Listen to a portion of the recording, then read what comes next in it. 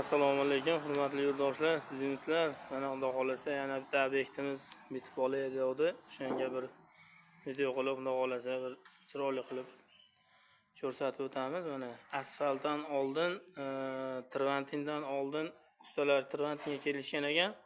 Uydagilarga shunaqa oldin kiroshka qilib olasiz, Xudo xolasa keyin Traventinlarni qilib beramiz. Deb shunday deyishdi. Mana Traventinga chiroyli qilib tayyor bo'ldi.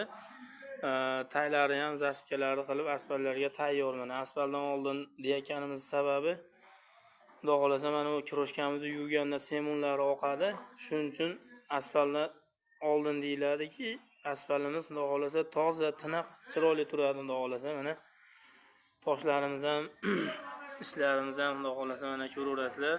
Inshaalloh yangi tosh partiyalarimiz kelgan. Mana toshlarimiz ham juda chiroyli xudo xolasa holatda.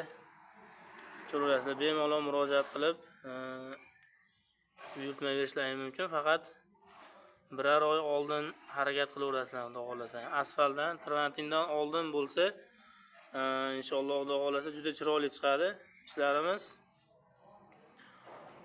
Ham nima deydi, birovning mehnatini qadriga yetish degandek, hali Traventin chakamiz tepada lesani qo'yib ishlasa, kiroshkani betiga oqib ketmaydi loylari.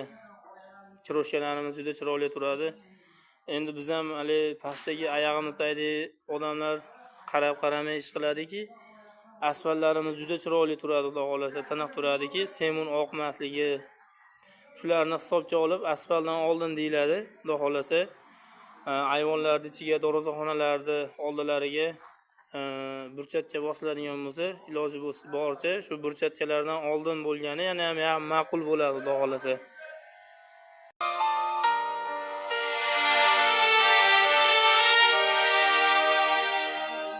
Bu bulta ko'l bizning yelkamiz, bu mahsalalar qadrimiz. Yelkamizda masjidimiz, imomimiz, kuylaymiz barini shifoxonayu maktabimiz. Sözümüz